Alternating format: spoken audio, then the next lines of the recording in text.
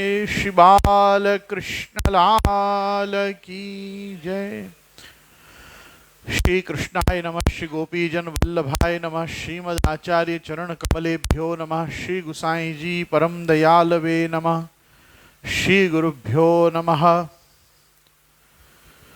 ओम पार्थाय प्रतिबोधितां भगवता नारायणेन स्वयं व्यासेन ग्रथितां पुराणमुनिना मध्ये महाभारतम् अद्वैतामृतवर्षिणीं भगवतीम् अष्टादशाध्यायिनीम् अम्ब त्वामनुसन्दधामि भगवद्गीते भवद्वेषिणीम्।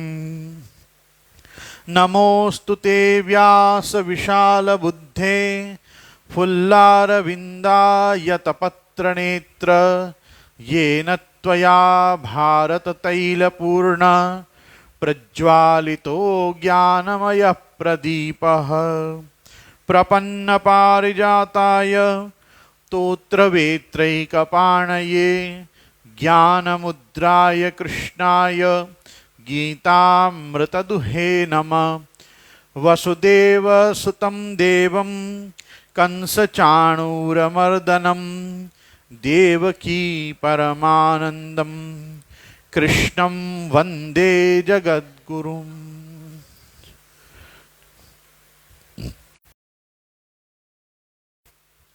18वें श्लोक भगवत गीता का दर्शन कर पाए। विश्वरूप दर्शन भगवान का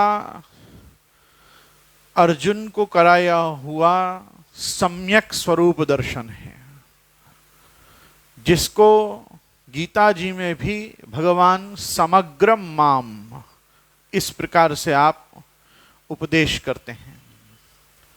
भगवान चाहे अपने स्वरूप को स्वयं व्यक्त करें या ऋषि मुनि अथवा आचार्यों द्वारा, गुरुजनों द्वारा, भगवत भक्तों द्वारा, संतों द्वारा प्रभु चाहे अपने स्वरूप का प्रतिपादन करने का प्रयास करें, तो भी शास्त्रकारों ने ऐसा माना है कि भगवान अपनी संपूर्णता में ही अपने स्वरूप का वर्णन करते तो हैं, लेकिन हो नहीं पाता। भगवान क्योंकि जितने भी शास्त्र हैं वो यही बता रहे हैं कि भगवान आदि मध्य और अंत से रहित हैं।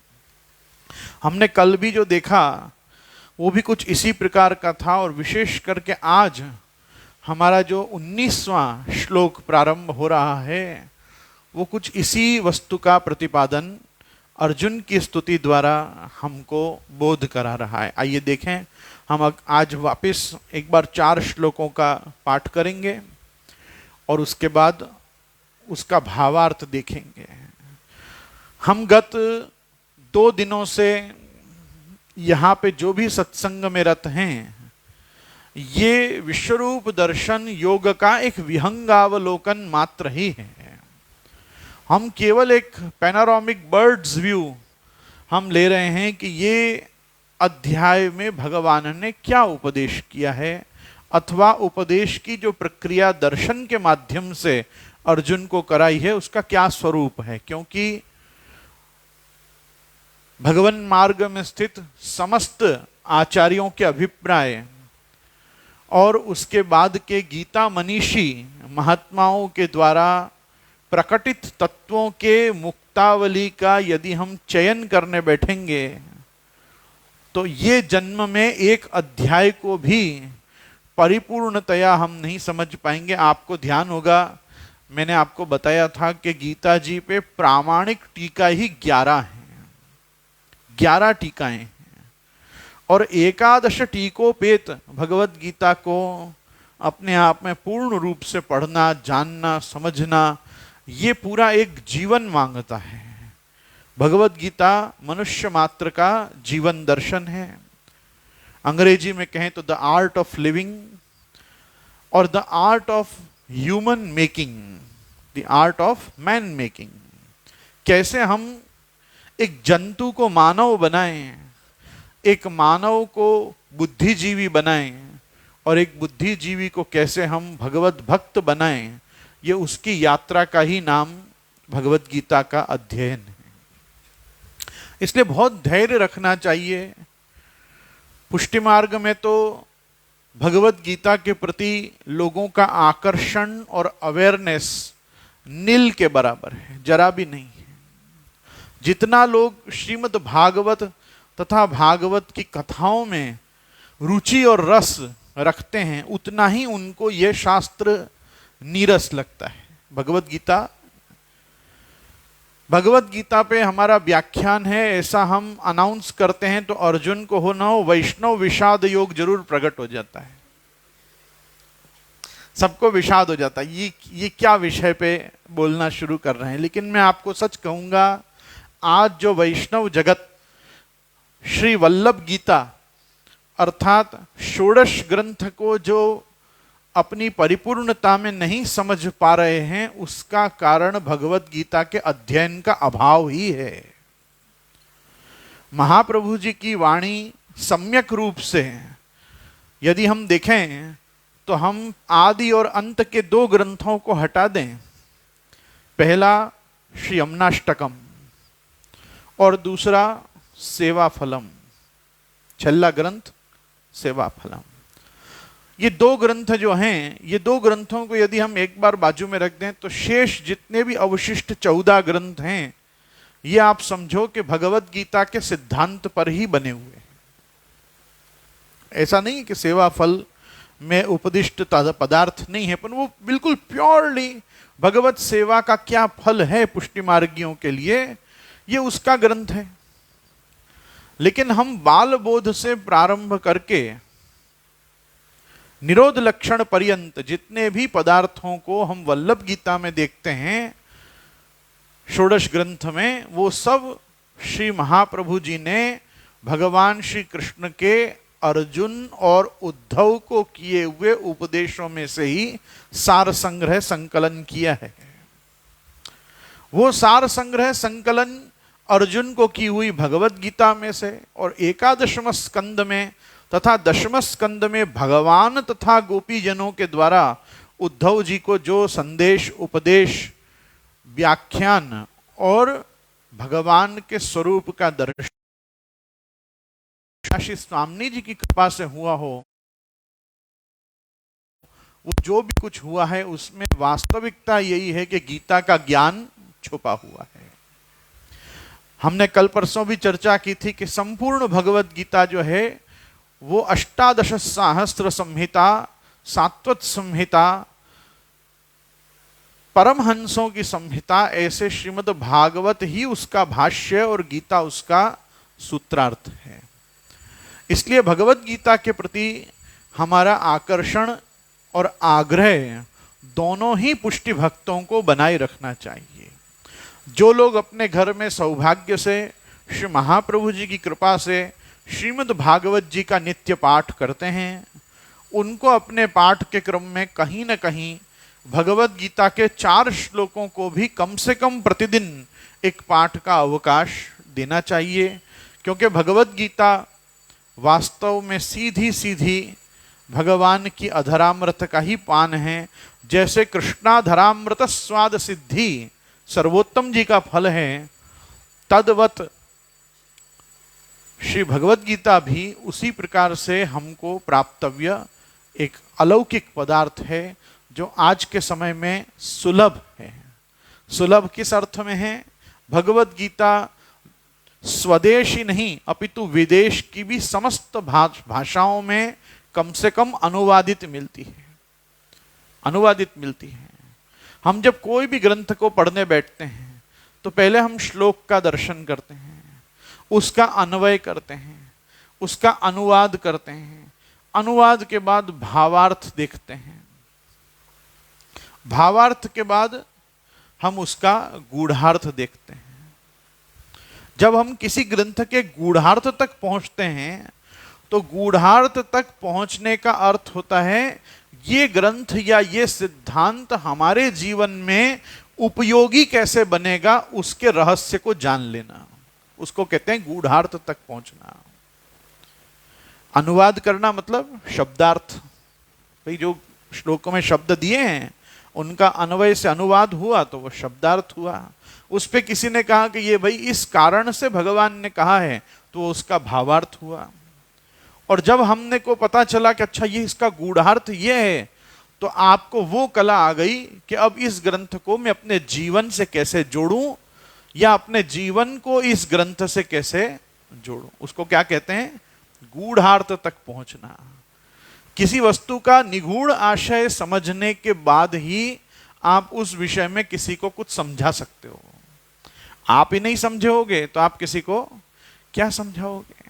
परिस्थिति अपने आप भगवत शास्त्रों को लेकर समग्र समाज की कुछ इसी प्रकार की बनी है कि हम शास्त्रों का दर्शन नहीं करते या कर पाते। इसलिए जब हमको हमारा सांप्रत समय का समाज हमको जब पूछता है कि इसके क्या तात्पर्य है, इसका क्या अर्थ है, तो हम कहते हैं हमको इसके विषय में कुछ नहीं पता। या सिर्फ हम इतना मानते हैं कि हम उनको कहते हैं कि बस हम कह रहे हैं ना इसलिए आप करो। और ऐसे में किसी भी व्यक्ति की श्रद्धा नहीं रहती, क्योंकि श्रद्धा बनती है ज्ञान से। और जिसकी श्रद्धा होगी ना उसी को ज्ञान मिलेगा।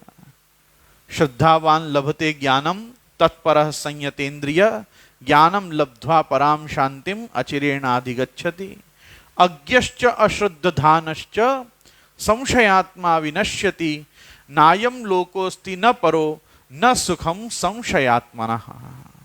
भगवान आज्ञा करते हैं श्रद्धावान लभते ज्ञानम। अर्जुन की भगवान में श्रद्धा थी, इसलिए उसको गीता का ज्ञान प्राप्त हुआ। अर्जुन की गीता में श्रद्धा नहीं थी। श्रद्धा किसमें थी? भगवान में थी। भगवान के उपदेशों को तो उसने जीवन भर धारण किया था, तब भी क्या बना रहा? मित्र भाव बना रहा, सखा भाव बना रहा। अर्जुन के प्रभु सखा हैं, इसमें कोई दो राय नहीं है। मगर सख्य भक्ति अर्जुन और उद्धव की भी, ब्रजस्थ बाल गोपाल जितने भी ग्वालों के बच्चे, जितने भी गोप समुदाय के छोटे छोटे गोप प्रभु के साथ खेलते, उनसे ज्यादा इनके अधिकार नहीं है। भले ये एक शैया पे, एक आसन पे, ये भी भगवान के साथ भोजन करते थे, शयन करते थे, विहार करते थे। आगे आएगा अर्जुन खुद जब क्षमा मांगेगा तो कहेगा कि मैंने तो आपके साथ ये सब किया है, उसके लिए मैं आपसे क्षमा चाहता हूं। पर इनके अधिकारों से अधिक अधिकार तो ब्रजभक्तों में गोप बालकों के हैं। कैसे? आपने देखा ना, यहां भगवान अर्जुन के घोड़े चला रहे हैं, यहां भगवान अर्जुन के घोड़े चला रहे हैं, उसके घोड़ों को, उसके रथ को हाँक रहे हैं। लेकिन ब्रज में प्रभु श्रीदामा के लिए स्वयं घोड़ा बने हैं। श्रीदामा के लिए प्रलंब वध के प्रसंग में भगवान स्वयं पराजित हुए। पराजित होके जो दाव हारे, उसमें उनको श्रीदामा सखा का घोड़ा बनना पड़ा और प्रभु की पीठ पे चढ़ के उसने भी चक्कर लगाए। तो यहां तो प्रभु ने इनके रथ के घोड़े हाँके, लेकिन वहां तो प्रभु स्वयं घोड़ा बने। इसलिए ब्रज भक्तों में जो गोप ग्वाल सखा हैं प्रभु के, उनसे तो इनकी भक्ति बहुत कम अधिकारियों को ही प्रभु अतिशय कृपा करके दान करते हैं। आपने सभी ने नवधा भक्ति के बारे में सुना है। आपको पता है भगवत कृपया जीव साध्य 7 ही प्रकार की भक्ति हैं। 2 प्रकार की जो भक्ति हैं वो तो गुरु और प्रभु द्वारा ही प्रदत्त है। श्रवणम कीर्तनम विष्णु स्मरणम पाद सेवनम अर्चनम वंदनम दास्यम सख्यम आत्मनिवेदनम। इन नवधा भक्ति में से श्रवण भक्ति से लेकर दास्य पर्यंत की भक्ति ही जीव साध्य है, वो भी उस पे प्रभु कृपा हो तो। परंतु 2 प्रकार की भक्ति, सख्यम और आत्मनिवेदनम, ये 2 प्रकार की भक्ति तो प्रभु ही कृपा करके प्रदान करते हैं, अथवा गुरु को प्रेरित करते हैं कि इसको सख्य भक्ति का दान करो। भगवत कृपा बिना गुरु कृपा बिना सख्य भक्ति प्राप्त नहीं होती। आप मानते रहो ठाकुर जी को कि ठाकुर जी मेरे सखा हैं, वो कैसा होगा? एक तरफा प्यार। वो कैसा है? एक तरफा प्यार। आप मानते रहो प्रभु मेरे सखा हैं, प्रभु मेरे सखा हैं, पर प्रभु माने कि यहां ये भी मेरो सखा है, तो सख्य भक्ति सिद्ध हुई। सख्य भाव रखना एक और बात है, पर सख्य भक्ति करना ये तो भगवान की कृपा से ही संभव है। और यहां भगवान ने दोनों चीजें अर्जुन के अंदर देखी हैं। भक्तो सी में सखा चेती रहस्यम येदम उत्तमम। मैं तुझे ये सब क्यों बता रहा हूं अर्जुन? क्योंकि तू मेरा भक्त भी है और मेरा सखा भी है। कहां पे कहा भगवान ने ऐसा? चौथे अध्याय में। चौथे अध्याय में भगवान ने स्पष्ट स्वीकारा कि तू मेरा भक्त भी है और मेरा सखा भी है, इसलिए मैं तुझे ये सब रहस्य बता रहा हूं। ये सब रहस्यों को सुनते सुनते सुनते भगवान का दर्शन करने की इच्छा होने पर, भगवान का अलौकिक ये विश्व रूप आदि दैविक स्वरूप का दर्शन करने पर अब अर्जुन क्या कर रहे हैं? प्रभु की स्तुति कर रहे हैं। कल हमने स्तुति के कुछ श्लोक देखे, आज हमारी 19वें श्लोक से स्तुति के क्रम को हम आगे बढ़ाते हैं। अनादि मध्यांतम अनंत वीर्यम अनंत बाहुम शशि सूर्य नेत्रम पश्यामि त्वां दीप्त हुताश वक्रम स्वतेजसा विश्वमिदं तपन्तं द्यावा पृथिव्योरिदमन्तरं हि व्याप्तं त्वयैकेन दिशश्च सर्वः दृष्ट्वाद्भुतं रूपमुग्रं तवेदं लोकत्रयं प्रव्यथितं महात्मन् अमीहि त्वां सुरसङ्घा विशन्ति केचिद्भीतः प्राञ्जलयो गृह्णन्ति स्वस्तीत्युक्त्वा महर्षिर्सिद्धसङ्घः स्तुवन्ति त्वां स्तुतिभिः पुष्कलाभिः रुद्रादित्या वसवो ये च साध्या विश्वेश्विनो मरुतश्चोष्मपाश्च गन्धर्वयक्षासुरसिद्धसङ्घा वीक्षन्ते त्वां विस्मिताश्चैव सर्वे। अनादि मध्यांतम अनंत वीर्यम।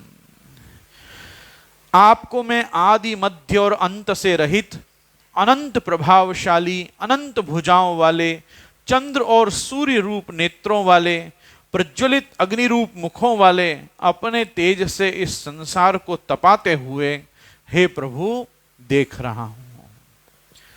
अनादि, जिनका आदि ही नहीं है, जिनका मध्य नहीं है, जिनका अंत नहीं है, और वो अनंत वीर्य हैं। अनंत वीर्य मतलब जिनके पराक्रम की कोई परिधि ही नहीं है, बहुत पराक्रमी हैं। जो हम कहते हैं ना भगवान कैसे हैं? निरवधि सच्चिदानंद हैं। भगवान में कितना सत, कितना चिद और कितना आनंद है, इसकी कोई गणना नहीं है। इसलिए भगवान अगणितानंद है।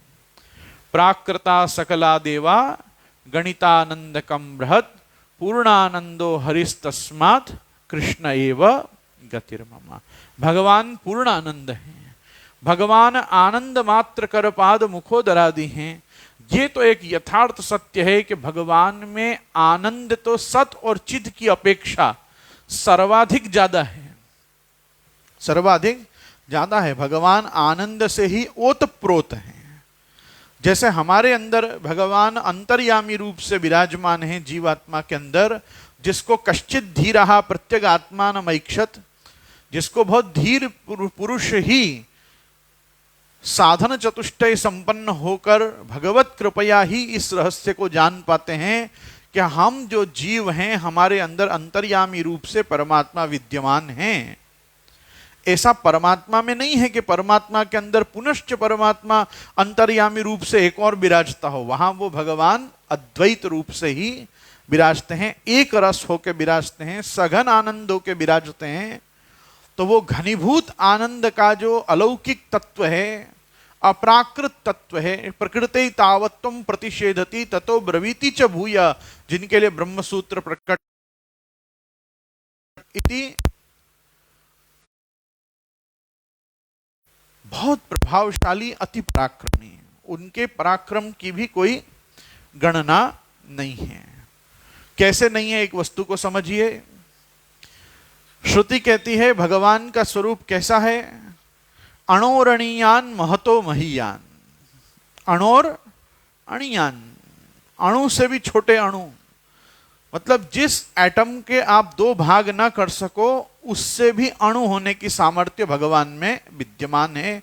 तो अणोरणीयान और महतो महीयान, हमने कल देखा ना, नाभ्याम आसीद अंतरिक्षम, जिनकी नाभि में ही अंतरिक्ष स्थित है, कि जिनके अंतरिक्ष की तो कोई माप ही नहीं है, कितना बड़ा अंतरिक्ष है।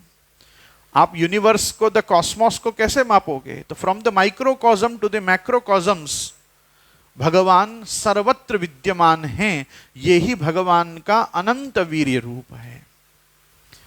अब देखो, अपन सबके भीतर प्रभु विराजते हैं, तो श्रुति क्या कहती है? श्रुति कहती है एको वशी सर्वभूतांतरात्मा एकम रूपो बहुधा यो करोति तमात्मस्तम येनु पश्यन्ति धीराः तेषां सुखम शाश्वतम नेतरेषाम्। एको देवः सर्वभूतेषु गूढ़ः सर्वं व्यापी सर्वभूतांतरात्मा कर्माध्यक्ष सर्वभूतादिवासः साक्षी चेता केवलो निर्गुणश्च।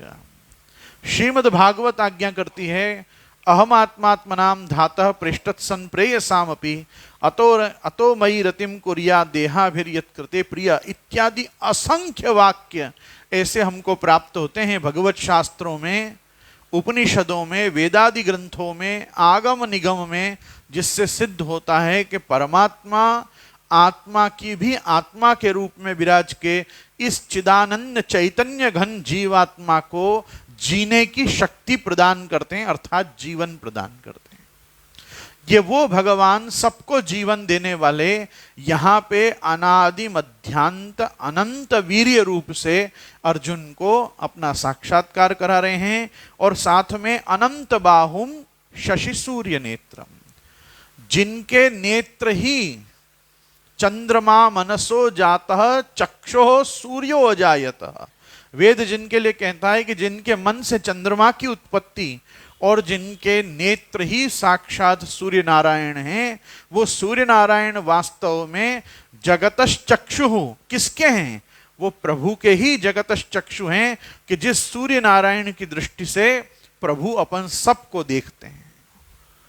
प्रभु अपन को, क्योंकि सूर्य के ही सूर्य नारायण के रूप में ही हम सबको पूरे दिन देखते हैं कि हमारे कर्म साक्षी होके हम पूरे दिन क्या कर रहे हैं। इसलिए हम समग्र जो पुण्यार्जित करने के लिए वैदिक श्रौतस्मार्त कर्म करते हैं, वो हमको कहा जाता है सूर्य साक्षी में करना। हम क्यों रात्रि को वैदिक कर्म नहीं करते? क्योंकि पहले तो हम निशाचर नहीं हैं। हम कौन हैं? हम मानव हैं। मानव क्या करते हैं? हर कर्म सूर्य साक्षी में करते हैं, क्योंकि सूर्य जो हैं वो हमारे मानव मात्र के जीव राशि के कर्म साक्षी हैं। तो कर्म साक्षी होने के कारण भी ये एक बहुत समझने की वस्तु है कि भगवान शशि सूर्य नेत्रम, और ये शशि सूर्य नेत्रम होकर पश्यामि त्वाम दीप्त हुताश वक्रम, आपके मुख में से हमें अग्नि की ज्वालाओं को निकलते देख रहा हूं। दीप्त हुताश वक्रम, हुताशन मतलब अग्नि, हुताशन मतलब अग्नि, वक्रम मतलब मुख, मुख में भगवान की अग्नि। मुखाद अग्निर अजायत, भगवान के मुख में ही आदिदैविक अग्नि का अधिष्ठान स्थान है, और आदिदैविक अग्नि में ही वाग देवता विराजते हैं। इसलिए हम श्री महाप्रभु जी को भी वाक्पति कहते हैं। क्या कहते हैं? वाक्पति, वाणी के अधिपति। भगवान महाप्रभु जी के कुल को भी हम क्यों अग्नि कुल कहते हैं? गुसाई जी को हम अग्नि कुमार कहते हैं, श्री महाप्रभु जी को हम वैश्वानर साक्षात कहते हैं, क्योंकि हम ये मानते हैं और जानते हैं कि श्री महाप्रभु जी भगवान श्री कृष्ण के मुखारविंद का अवतार हैं। तो श्री कृष्णास्य होने के कारण भगवान के मुख में स्थित अग्नि आदिदैविक अनल, और उस अनल में स्थित वाग देवता वाग देवता की अधिष्ठात्री देवी सरस्वती, सरस्वती के पति होने से श्री महाप्रभु जी वाक्पति। आई लक्ष्य में उसका भी दर्शन यहां अर्जुन कर रहे हैं कि पश्यामि त्वाम दीप्त हुताशवक्रम और स्वतेजसा विश्वमिदम तपंतम। और हे प्रभु, आप अपने तेज से ही इस पूरे विश्व को ताप प्रदान करते हो, अर्थात जो भी यहाँ गर्मी ऊष्मा इस लोक में व्याप्त है, और इस समय तो अतिशय है क्योंकि आपने इस रूप में अपने को परिणित कर रखा है, तो इसलिए इस समय की तो कुछ बात ही और है। यहाँ कह रहे हैं द्यावा पृथिव्योरिदमंतरम ही व्याप्तम त्वयैकेन दिशश्च सर्वः दृष्ट्वाद्भुतम रूपमुग्रम तवेदम लोकत्रयम प्रव्यथितम महात्मन। हे महात्मन, यह स्वर्ग और पृथ्वी के बीच का अंतराल और संपूर्ण दिशाएं एक आपसे ही परिपूर्ण हैं। तो यहां पे एक शब्द है द्यावा। द्यावा शब्द में द्यौ शब्द जो होता है उसके यौगिक अर्थ बहुत सारे होते हैं। द्यौ मतलब जो स्वयं प्रकाश है वो, द्यौ मतलब आकाश, द्यौ मतलब द्युलोक, द्युलोक मतलब द्युतिमान, जो ऊपर के लोक हैं, जनरलोक, महरलोक, तपरलोक इत्यादि, जो इस भूखंड से ऊपर जितना भी हम देख पा रहे हैं, ये सब कैसे हैं? ये स्वयं प्रकाश है। स्वयं प्रकाश मतलब इनमें नित्य प्रकाश है।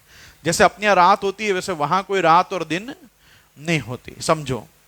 और द्यावा पृथिव्योर इदमंतरम ही, ये कह रहे हैं कि ये जितना भी स्वर्गादि उत्तम लोकों से पृथ्वी के बीच का भी जो भाग है, ये पूरे कहीं भी कोई स्थान ऐसा नहीं है जहां पे प्रभु आप इस समय मुझे दिख नहीं रहे हो। द्यावा पृथिव्योर इदमंतरम ही व्याप्तम त्वयैकेन, आप एक ही इसमें सर्वत्र व्याप्त हो रहे हो, क्योंकि भगवान तो विष्णु है। विष्णु मतलब सर्वव्यापी, जो सर्वत्र है, सब स्थान में है, और चराचर जगत जिसमें है और जिससे है वो विष्णु है। और वो विष्णु जो हैं वो इस समय पे व्याप्तम तयैकेन परंतु दिशश्च सर्वः।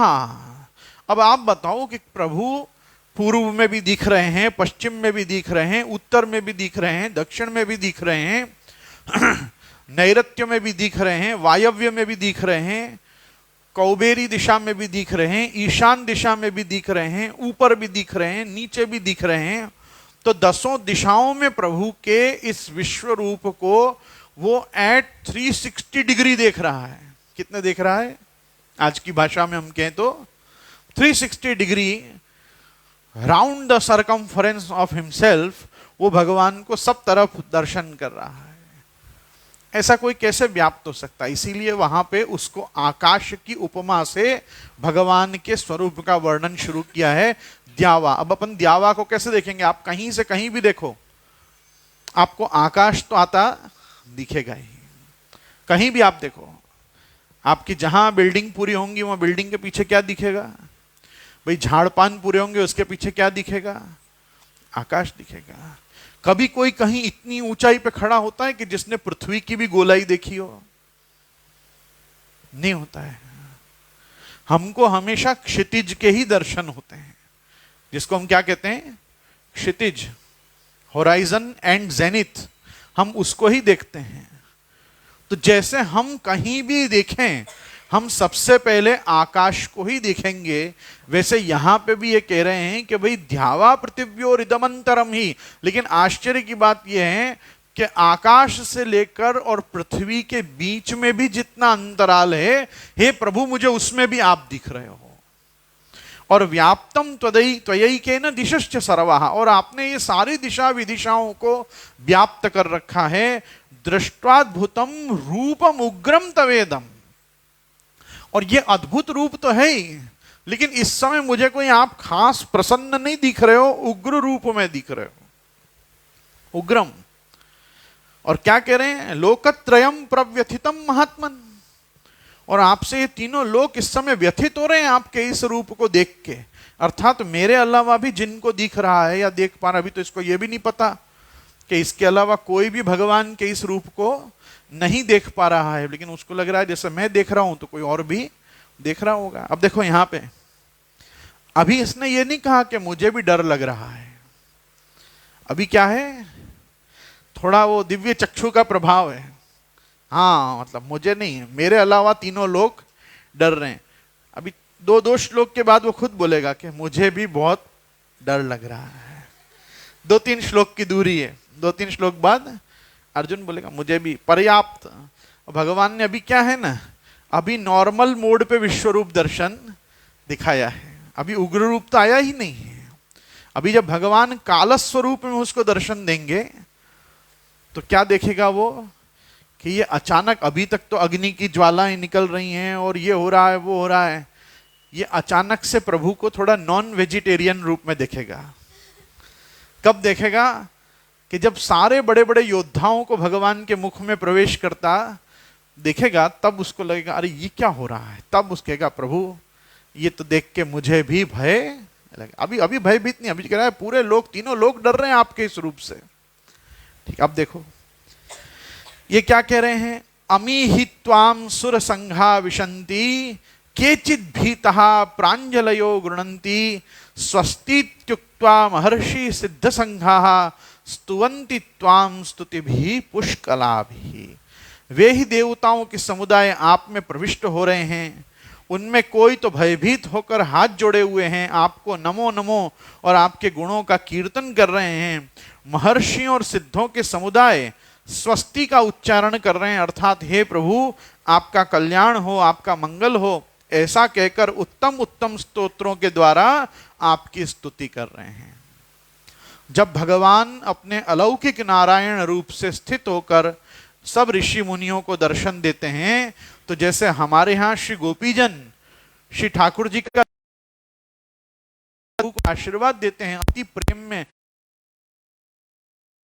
अति लाड़ में आके, वैसे ही जब ऋषि मुनि भी भगवान के किसी अलौकिक रूप में प्रभु को स्थित दर्शन करते हैं तो वहां पे ऋषि मुनि भी प्रभु आपका कल्याण हो, आपका मंगल हो, स्वस्ति, साधु, इस प्रकार के नमः शब्द और जय शब्दों से भगवान का स्तवन कर रहे हैं। तो कह रहे हैं स्वस्तित्युक्त्वा महर्षि सिद्ध संघाः, और जितने भी देवता हैं वो तो प्रभु आपके इस रूप को देख के डरे हुए हैं। केचित् भीतः प्राञ्जलयो गृणन्ति, वो तो हाथ जोड़ के आपका माथा झुकाकर और आपकी स्तुति कर रहे हैं।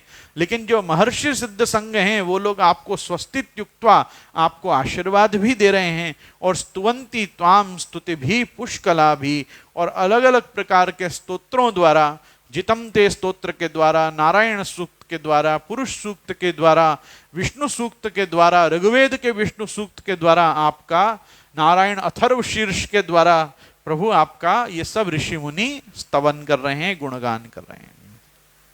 देवता, महर्षि, सिद्ध आदि सभी भगवान के ही विराट रूप के अंग हैं।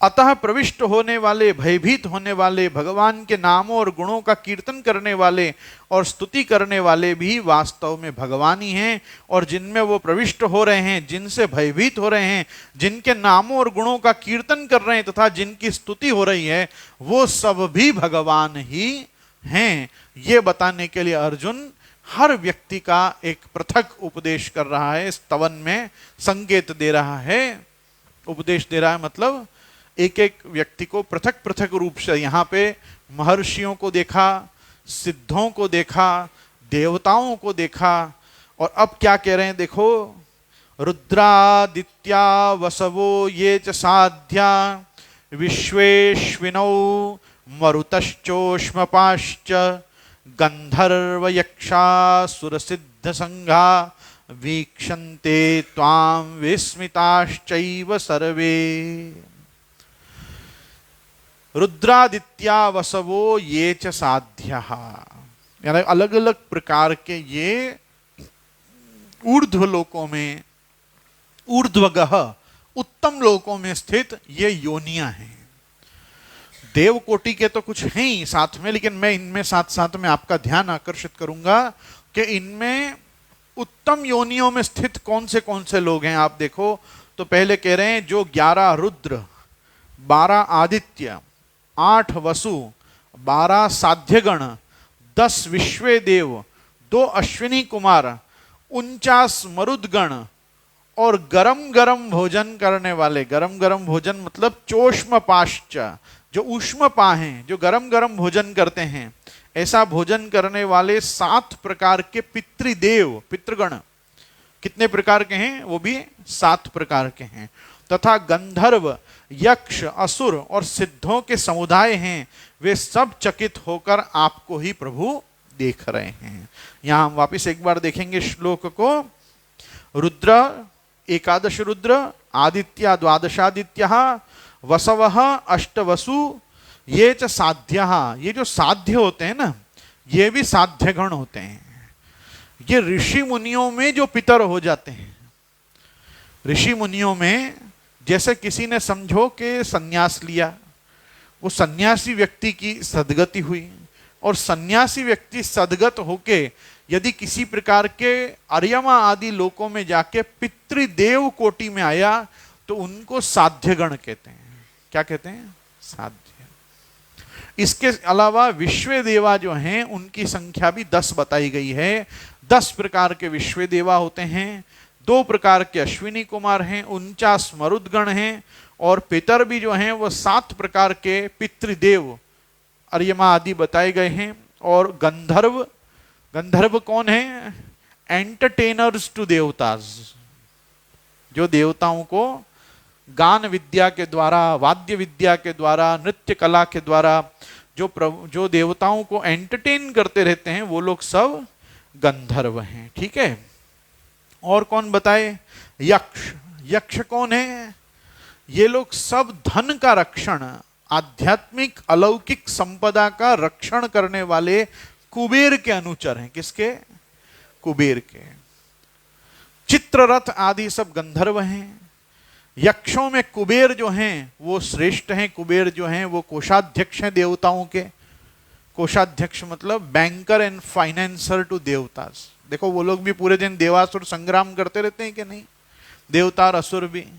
हर लड़ाई क्या मांगती है? पैसा। देवताओं की भी इकोनॉमी गिर जाती है। तो जब देवताओं की इकोनॉमी गिरती है, कॉमर्स डिस्टर्ब होता है, रेवेन्यू नहीं आता, तो वो किसके पास जाते हैं? कुबेर के पास जाते हैं, और कुबेर से कहते हैं भाई थोड़ा धन लोन दो। फिर वापस कुछ न कुछ करते हैं। फिर हम मनुष्य लोग मिलके फिर देवी देवताओं का पूजन, यज्ञ, तर्पण आदि सब करते हैं। फिर उनके पास सब पुण्यों का रेवेन्यू कलेक्ट होता है। फिर वो कोई ना कोई रूप में कुबेर को वापस रीपे करते हैं। तो कुबेर जी कौन हुए? उनके बैंकर एंड फाइनेंसर। हमको कैसे नोट पे साइन ली हुई आती है, रिजर्व बैंक ऑफ इंडिया के गवर्नर जो होते हैं वो साइन करके देते हैं ना, मैं तुमको इतना रुपया अदा कर रहा हूं। वैसे कुबेर जी, मुझे नहीं दी कुबेर जी ने। तो कहने का मतलब ये लोग सब हैं, ये यक्ष हैं। फिर बाद में सिद्ध हैं। सिद्ध भी कौन है? ये सब भी एक प्रकार के, जैसे साध्य होते हैं वैसे ऋषि मुनियों में सिद्ध होते हैं। और वीक्षन्ते त्वाम विस्मिताश्चैव सर्वे, वो सब भगवान आपके इस अलौकिक अद्भुत रूप को देख के बड़े चकित और विस्मित हैं कि ओह, प्रभु ने आज ये कैसा रूप धारण किया है। रूपम महत्ते बहुवक्र नेत्रम महाबाहो बहुबाहुरूपादम बहुदरम बहुदंष्ट्राकरालम दृष्ट्वा लोकः प्रव्यतितास्तथाहम। अब देखो ये आ गया ना, इसको भी डर लगना शुरू हो गया। तथा अहम, मैं भी प्रभु आपके रूप से डर रहा हूं। हे महाबाहो, आपके बहुत मुखों और नेत्रों वाले, बहुत भुजाओं, जंघाओं और चरणों वाले, बहुत उदरों वाले और बहुत विकराल दाढ़ों वाले महान रूप को देखकर सब प्राणी व्यथित हो रहे हैं, तथा मैं भी व्यथित हो रहा हूं।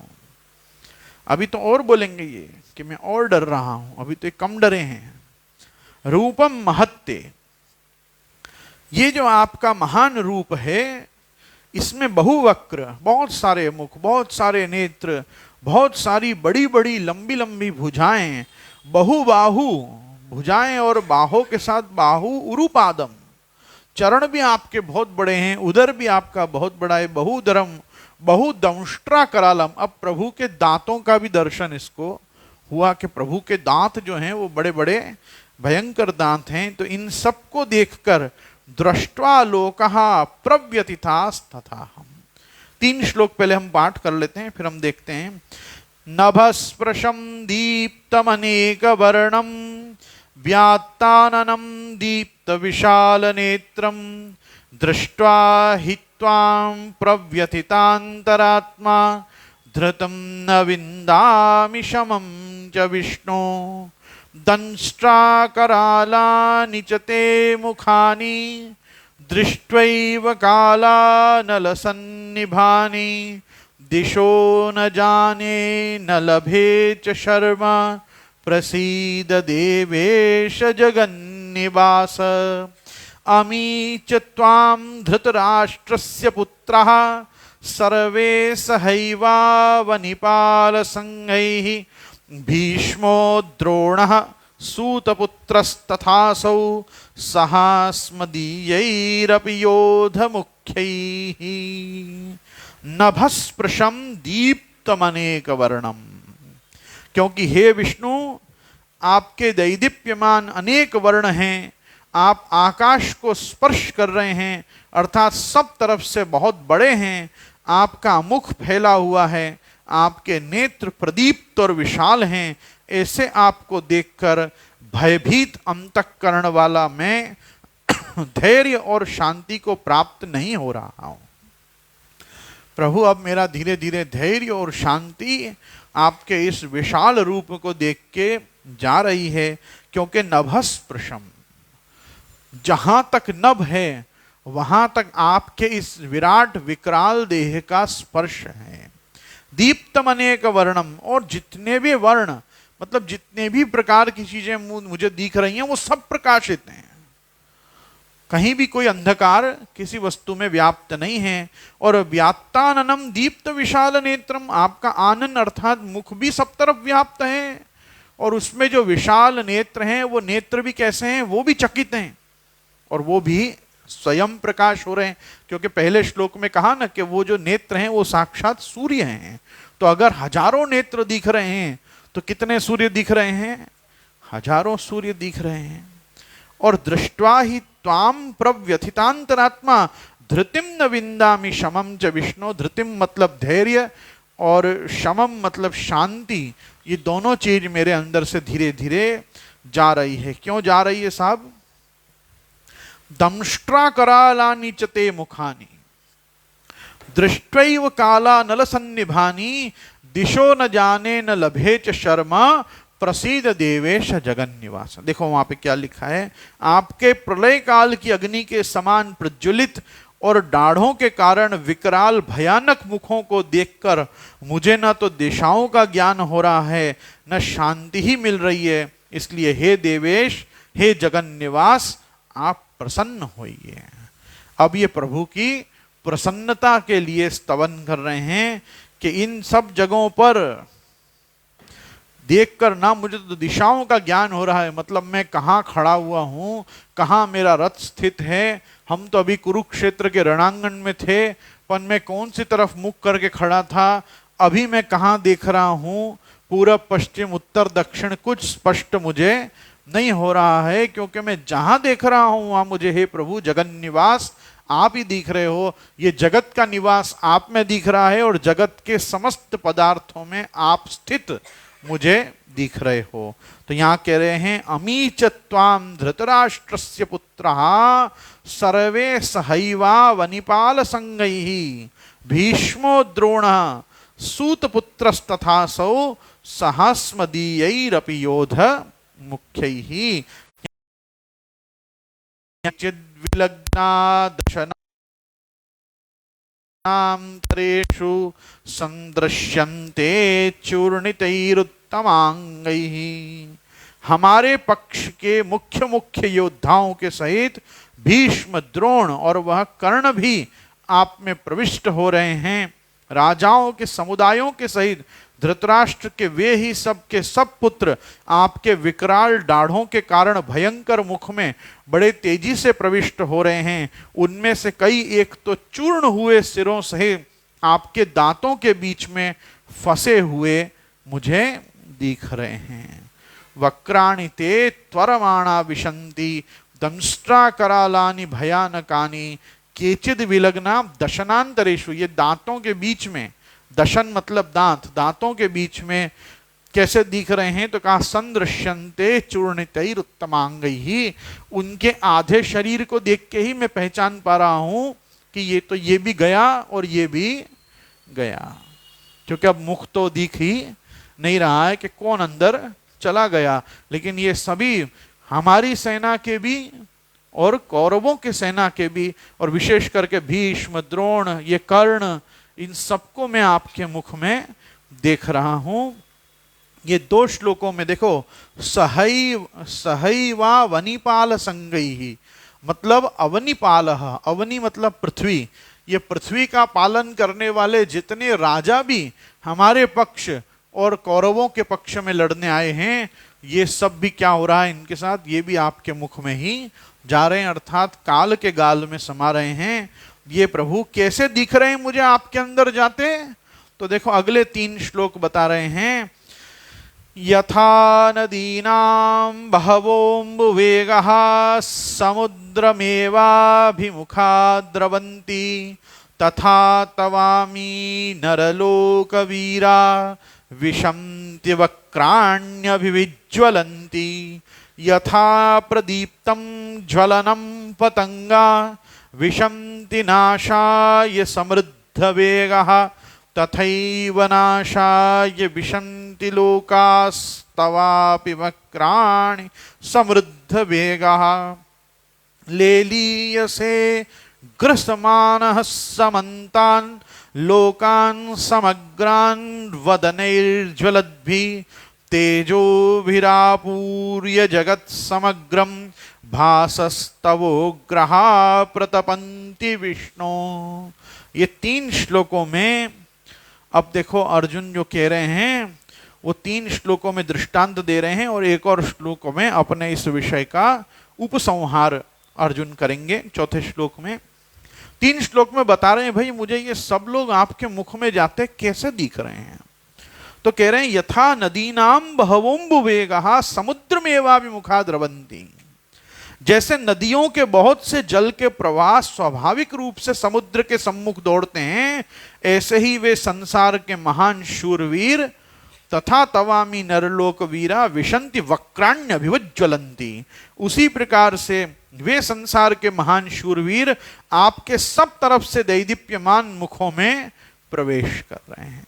बिल्कुल यथा नद्यः स्यन्दमाना समुद्रेषु नाम रूपो विहाय तथा विद्वान नाम रूपाद् विमुक्तः परात् परम पुरुषमुपैति दिव्यम। एक श्रुति भी ऐसी है, श्रुति ऐसी कहती है कि भाई जब व्यक्ति को मोक्ष मिलता है तो मुक्तावस्था में भी व्यक्ति कैसे भगवान में लीन होता है। तो वहां पे कह रहे हैं ना यथा नद्यः, जैसे नदी जब जाके समुद्र में मिल जाती हैं तो वो अपना नाम और रूप दोनों ही छोड़ देती हैं। जब गंगा सागर संगम होता है तो गंगा जी नहीं रह जाती, वो कौन बन जाती हैं? समुद्र। और गंगा में और समुद्र में पहला फर्क क्या है? गंगा का जल मीठा है और समुद्र का जल क्षार युक्त है। तो जब कोई सागर में से गंगा जी का पान करेगा तो वहां गंगा जी क्या मीठे मिलेंगे? नहीं मिलेंगे, वहां वो क्षार युक्त ही हो जाएंगे। जैसे समुद्र है वैसा ही रूप ले लेंगे वो, है ना। वैसा ही यहां पे कह रहे हैं यथा नद्यः स्यन्दमाना समुद्रेषु नाम रूपो विहाय तथा विद्वान।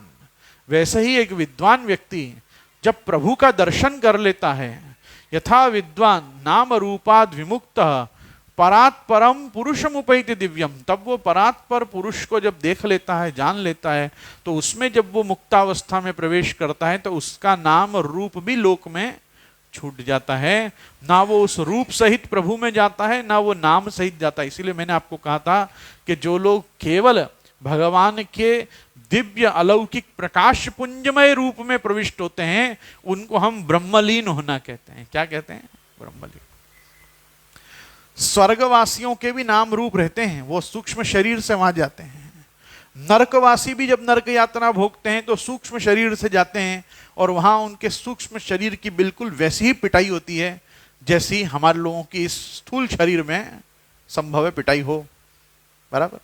उसी प्रकार से व्यक्ति जब वैकुंठवासी होता है, जब गोलोकवासी होता है, तो वैकुंठ गोलोक आदि उत्तम धामों में भी भगवान के ये व्यवस्था रखी गई है कि आप अपने नाम रूप से ही वहां पे रहकर और प्रभु की सेवा में अपने अलौकिक देह को और पवित्र कर सकते हो। लेकिन जब व्यक्ति ब्रह्मलीन होता है, हो जाता है, उसका कोई नाम और रूप नहीं रह जाता, वैसे ही यहां पे भी कह रहे हैं कि मैं तो ये नरलोक वीर रहा, इस लोक में जिनको वीर कहा जा रहा है, ये सभी लोगों को मैं आपके दैदीप्यमान मुख में प्रवेश करता देख रहा हूं। ये एक जल का दृष्टांत दिया, काय का? जल का। अब एक देखो अग्नि का दृष्टांत दे रहे हैं।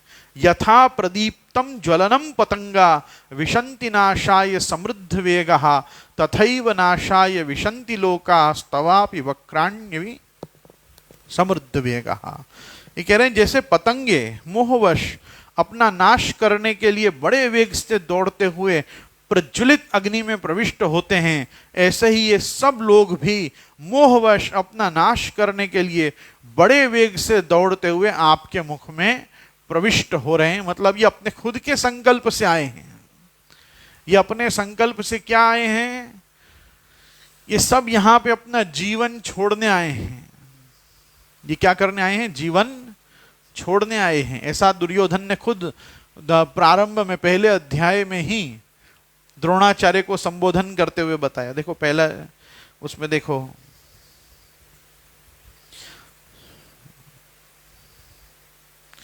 यहां पे कह रहे हैं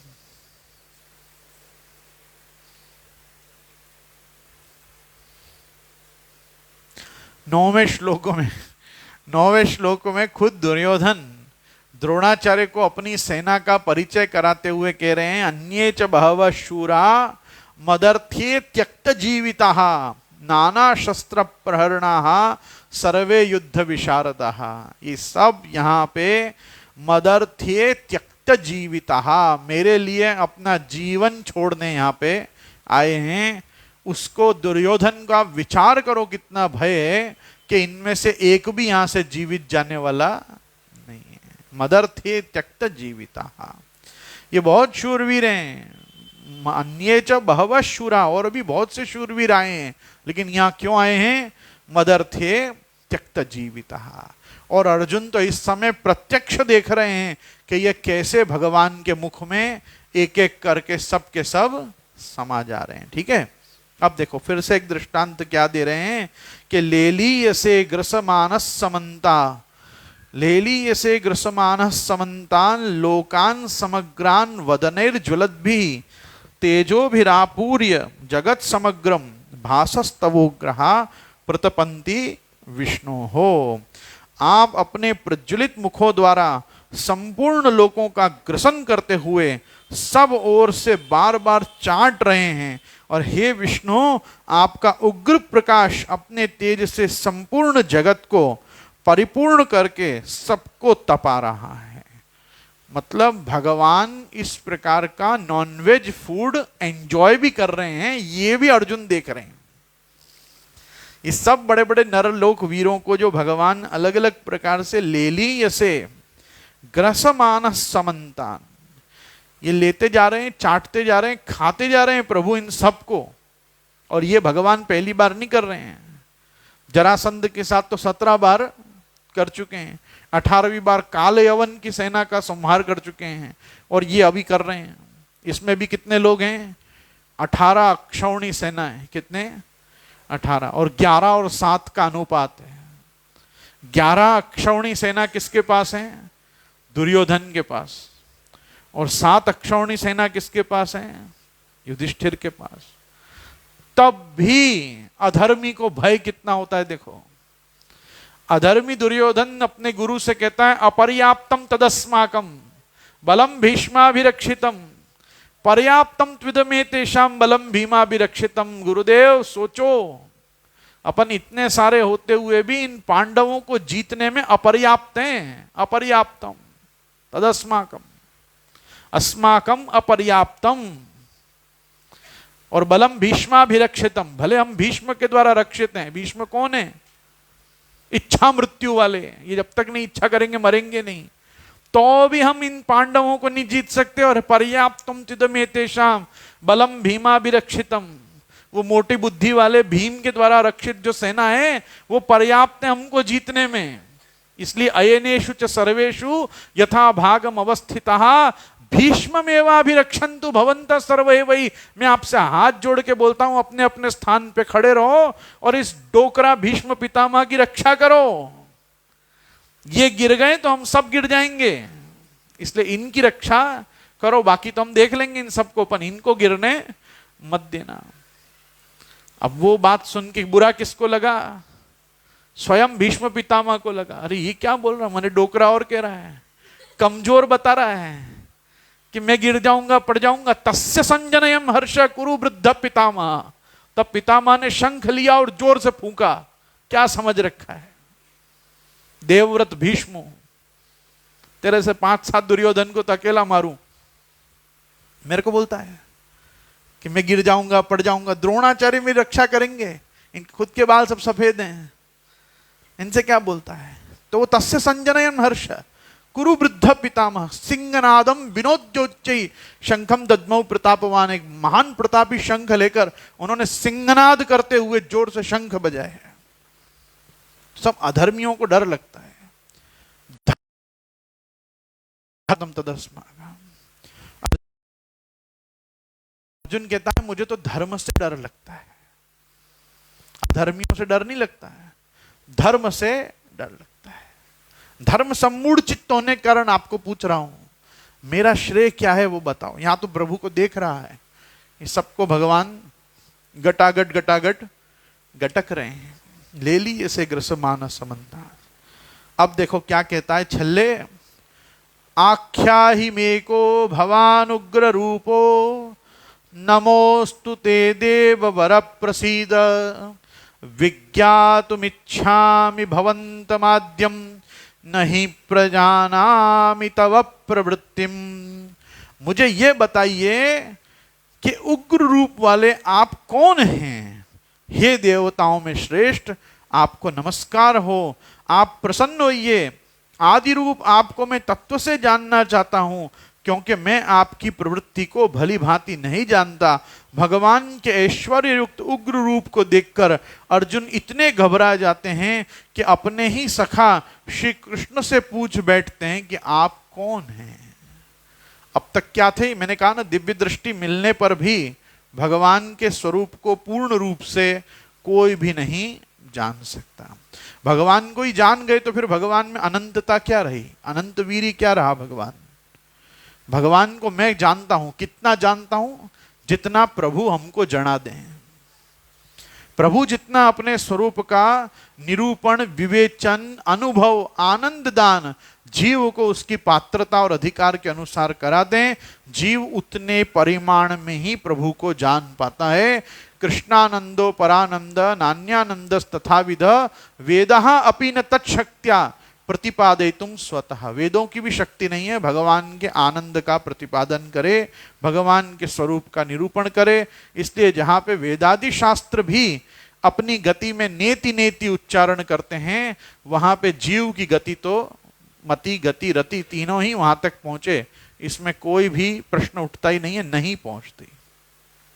हम प्रभु को उस रूप में नहीं जान पाते। यहां तो भगवान के ये इस प्रकार के मांसाहारी रूप को देखकर अर्जुन इतने भयभीत हो गए। देखा नहीं जीवन भर प्रभु को ऐसा कुछ अरोकते हैं, और इस समय तो ये बड़ी बड़ी सेनाओं को ही भगवान मुख में लेके कालस स्वरूप से अरोग रहे हैं। तो पूछ रहे हैं वास्तव में बताओ आप कौन हो? आप कृष्ण तो नहीं हो, आप मेरे सखा नहीं हो, आप कौन हो? और देखो भगवान भी कैसे मास्टरमाइंड हैं, सीधा सीधा उत्तर तो उसको देंगे नहीं। भगवान श्री कह रहे हैं, श्री भगवान वाच कालोस्मि लोक क्षयकृत प्रवृद्धो लोकान् समाहर्तुमिह प्रवृत्ता ऋतेऽपि त्वां न भविष्यन्ति सर्वे ये वस्थितः प्रत्यनीकेषु योधाः तस्मात् त्वमुत्तिष्ठ यशो लभस्व जित्वा शत्रून् भुङ्क्ष्य राज्यं समृद्धं मयैवेते निहिता पूर्वमेव निमित्तमात्रं भव सव्यसाचिन्। भगवान आज्ञा कर रहे हैं, मैं संपूर्ण लोकों का नाश करने वाला बढ़ा हुआ काल हूं, कालोस्मि। और मैं क्यों आया हूं? लोकक्षयकृत प्रवृत्तो, मैं लोगों का क्षय करने के लिए आया हूं, प्रवृत्त हुआ हूं। और इस समय मैं इन सब लोगों का संहार करने के लिए यहां आया हूं। तुम्हारे प्रतिपक्ष में जो लोग खड़े हैं वे सब तुम्हारे युद्ध के बिना भी नहीं रहेंगे। अर्जुन कह रहा है ना, मैं इनको नहीं मारूंगा, मैं इनको नहीं मारूंगा। तो भगवान कह रहे हैं, तुमको क्या लगता है तुम नहीं मारोगे तो ये बच जाएंगे? मैं यहां पे काल रूप में आया हूं, मैं तो इन सबको लेकर ही जाऊंगा। इसलिए तस्मात् त्वमुत्तिष्ठ, देखो भगवान अपना सेंट्रल आइडिया नहीं भूले हैं। अर्जुन को चार्ज करके युद्ध में लगा देना, वो अभी भी भगवान काल स्वरूप में, विश्वरूप दर्शन में भी प्रभु को याद है मैं यहाँ पे क्या करने आया हूं। भगवान अभी भी कह रहे हैं, इसलिए उठो, तस्मात् त्वमुत्तिष्ठ यशो लभस्व, इसलिए तुम युद्ध के लिए खड़े हो जाओ और यश को प्राप्त करो तथा शत्रुओं को जीतकर धन धान्य से संपन्न राज्य को भोगो। ये सभी मेरे द्वारा पहले से ही मारे हुए हैं। हे सव्यसाचिन, अर्थात दोनों हाथों से बाण चलाने वाले अर्जुन, तुम इनको मारने में निमित्त मात्र बन जाओ। देखो ऐसा है, भगवान तो दूसरे अध्याय से अर्जुन को यही आज्ञा कर रहे हैं। दूसरे अध्याय में भगवान ने क्या आज्ञा की? हतो वा प्राप्स्यसि स्वर्गम जित्वा वा भोक्ष्यसे महीम तस्माद् उत्तिष्ठ कौन्तेय युद्धाय कृत निश्चय।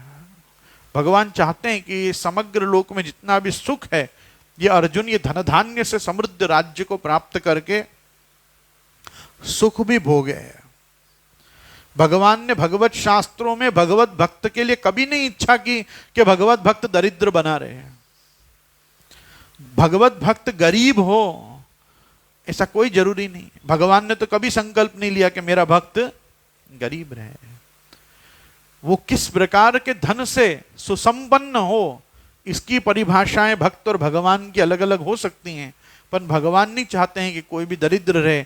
यद्यपि भगवान तो दरिद्रों के भी नारायण हैं, दरिद्री से दरिद्री मनुष्य भी, क्षुद्र से क्षुद्र मनुष्य भी, पापी से पापी और तुच्छ से तुच्छ मनुष्य भी, पाप योनय स्त्रियो वैश्या तथा शूद्र तेपि यान्ति परागतिम का ही उपदेश किया। भगवान ने तो गीता में अपि चेत सुदुराचारो भजते माम अनन्य भाग साधुरेव समंतव्य सम्यक व्यवसितो ही सह का उपदेश किया। भगवान ने श्रीमद् भागवत में किरात हूणांध्र पुलिंद पुलकसा आभीर कंका यवना खसादय यन्ये च पापा यदुपाश्रया श्रया शुद्ध्यन्ति तस्मै प्रभविष्णवे नमः का ही उपदेश किया। कोई कितनी भी पाप योनि में स्थित हो, दुराचारी हो, अधम कोटि का जीव हो, उत्तम मध्यम अधम जघन्य जघन्याति जघन्य जीव भी यदि सत्संकल्प ले ले कि मैं मेरा दुराचरण छोड़ के भगवत चरणारविंद का सेवन करूंगा, तो उसके लिए भी भक्ति मार्ग ने विवेक धैर्य भक्त्यादि रहितस्य विशेषतः पापासक्तस्य दीनस्य कृष्ण एव गतिर्मम का मार्ग खुला रखा है। आ जाओ, जिसको भगवत भक्ति करनी है आ जाओ।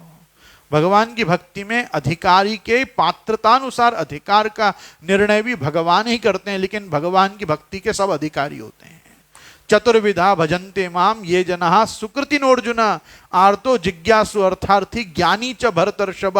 महाप्रभु जी आज्ञा करते हैं, लोकार्थी चेत भजेत कृष्णम क्लिष्टो भवति सर्वथा क्लिष्टोपि चेत भजेत कृष्णम लोको नश्यति सर्वथा। लोकार्थी भी भगवत भजन का अधिकारी तो है ही, उसको क्लिष्ट पड़ेगा, मानसी की सिद्धि तनुवित्तजा सेवा करना भी उसको क्लिष्ट पड़ेगा, पर लोकार्थी भी भगवत सेवा नहीं कर सकता ऐसा कोई सिद्धांत प्रकट नहीं होता। करनी नहीं चाहिए, लोकार्थी होकर लाभ पूजार्थ यत्न प्रभु के लिए नहीं करना चाहिए। भगवत सेवा तो कैसी करनी चाहिए? तस्य सेवाम प्रकुर्वीत यावत् जीवम स्वधर्मत न फलार्थम न भोगार्थम न प्रतिष्ठा प्रसिद्धये श्रीमदाचार्येण मार्गेण नान्येनापि कदाचन न कल्पित प्रकारेण न दुर्भाव समन्वयात्। ये सब चीजों को छोड़कर महाप्रभु जी के मार्ग में स्थित होकर अन्य मार्गीय भजन व्युदास क्रम करते हुए एतन मार्गीय भजन पद्धति द्वारा श्रीमद आचार्य चरण द्वारा उपदिष्ट पद्धति से पुष्टि पुरुषोत्तम भगवान कृष्ण का यथा लाभ संतोष पूजन करना चाहिए। यथोप मिलितोपचार द्रव्य से भगवान का पूजन करना चाहिए और जितनी सेवा भजन नाम स्मरण मिले उसका अहोभाग्य मानना चाहिए, बहुत मानना चाहिए। प्रभु आपने बहुत कृपा की, आज मुझे ये आपकी सेवा, आपका नाम लेना, आपके दर्शन करना, आपके विषयक वार्ता में सत्संग करना ये सुलभ हुआ, ये आपकी कृपा से ही है। ये भी जीव साध्य नहीं है, ये भी जीव गम्य नहीं है। जीव में तो कितने जीव चाहते हैं આપણે આમ પણ કરશું તેમ પણ કરશું, કछु नहीं होए। कौन नहीं चाहता है अच्छा? अपने में से कौन है जो भगवत भक्त नहीं होना चाहता? प्रयास भी करते हैं बनने का, तो सब हो जाते हैं। होना क्या है, हम हैं लेकिन उसका अनुभव नहीं है। हम भगवान के अंश होने से भगवान के भजनाधिकारी हैं। यो यदंश सतम भजेत, इसी गीता में भगवान आज्ञा करते हैं, ममैवांशो जीवलोके जीवभूत सनातना। ममैवांश जीवलोके जीवभूत सनातना, जीव भी सनातन है, मेरा अंश है। अंश होने के कारण सनातन है, उसको मेरी भक्ति का अधिकार है। तो भगवान की भक्ति का प्रत्येक व्यक्ति अधिकारी है, लेकिन अधिकारी को इस बात का बोध नहीं होता कि मैं भगवत भजन कर सकता हूं। इसीलिए आचार्यों की आवश्यकता पड़ती है, इसीलिए गुरुओं की आवश्यकता पड़ती है, इसीलिए भगवत भक्तों की आवश्यकता पड़ती है। ये एक बहुत यथार्थ सत्य है। यहां पे हम क्या देख रहे हैं, भगवान भी उसको कह रहे हैं तस्मात् तुम उत्तिष्ठ यशो लभस्व। लेकिन इससे पहले एक वस्तु को समझो, जो मैं बात आपको कह रहा था, समझा रहा था। भगवान नहीं चाहते कि कोई दरिद्री रहे, भगवान चाहते हैं वो सुख भोगे। बार बार गीता जी में आप देखोगे भगवान कह रहे हैं कि तुम इस युद्ध को जीतो और राज्य भोगो। और भगवान क्या आज्ञा कर रहे हैं, मर गए समझो युद्ध में, हतोवा प्राप्स्यसि स्वर्गम, स्वर्ग मिलेगा, वहां भी आनंदी मजा ही मजा आएगा तुमको। जित्वा वा भोक्ष से महिम, जीत गए तो यही स्वर्ग है, पूरी पृथ्वी तुम्हारी है। तस्माद उत्तिष्ठ कौन्ते, इसलिए खड़े हो जाओ कौन्ते, और युद्धाय कृत निश्चय सुख दुखे समय कृत्वा लाभा लाभो जया जयो तथो युद्धा युंजस्व नैवम पापमवाप। से तुमको पाप की चिंता हो रही, पाप नहीं लगेगा तुमको। सुख दुख हानि लाभ जय पराजय, इनको एक समभाव से देखकर युद्ध करो।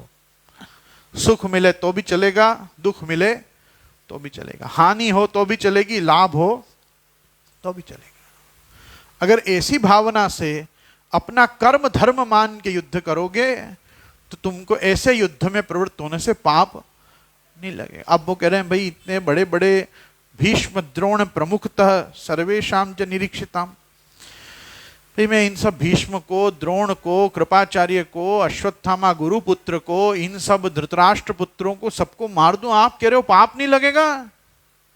भगवान कह रहे हैं तुमको मारना ही नहीं है, मया हता निहिता में वो पूर्वे, मैं तो इनको पहले ही मार चुका हूं। निमित्त मात्रम भव सव्य साचिन, अब तुमको क्या करना है, निमित्त बनना है। जज ने, जिसने इस समय फांसी का ऑर्डर पास किया, उसने नहीं मारा है, फांसी नहीं दी, उसने किसी का वध नहीं किया। जिस जल्लाद ने उसको फांसी दी, उसने भी उसको फांसी नहीं दी। फांसी किसने दी उसको, उसके कर्म ने दी।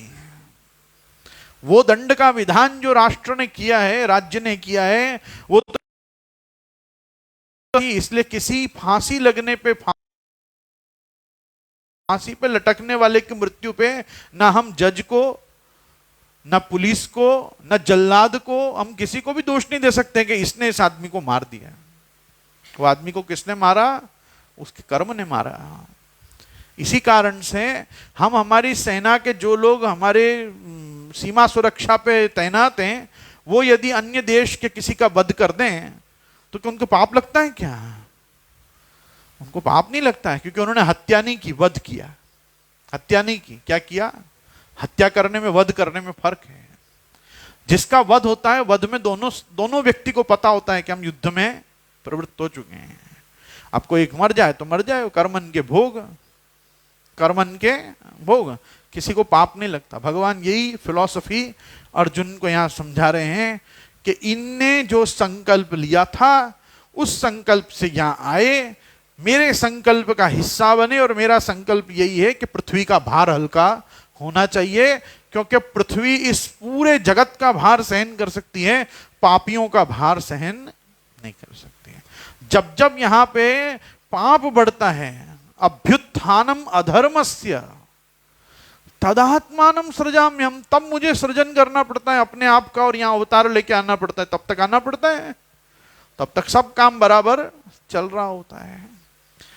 धर्मस्य ग्लानिर्भवति, धर्म की ग्लानि कैसे होती है? आप बताओ, धर्म को ग्लानि होती है क्या? धर्म की ग्लानि मतलब धर्म करने की इच्छा का समाज में कम होते चले जाना। यदा ही धर्मस्य ग्लानिर्भवति, मतलब अब कम लोग इच्छा कर रहे हैं इस जगत में कि हम धर्माचरण करें। धर्माचरण करने को प्रवृत्त किए जाने पर जब लोग कह रहे हैं कि ना छोड़ने चले गो, वो लोग कौन है? वो धर्मस्य ग्लानिर्भवति, वो धर्म की ग्लानि में कारण वो लोग हैं, वो समाज का वो अंग है कि जो भगवान के अवतार में प्रयोजन बनता है। ये लोग लेके आते हैं भगवान को। आपको क्या लगता है धर्मपरायण लोग भगवान को लेके आते हैं? धर्मपरायण लोग प्रभु को लेके नहीं आते। कौन लेके आते हैं?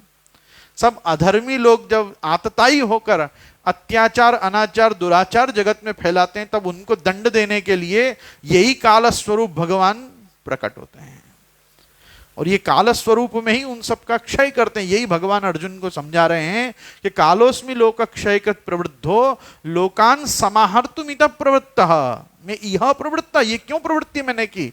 ताकि मैं इन सब का सूपड़ा साफ करूं।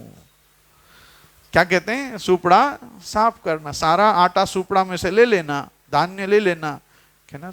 अब ये कौन है? ये सब के सब कोई सब पवित्र आत्मा थोड़ी बैठे हैं। पांडवों में भी कौन बचे?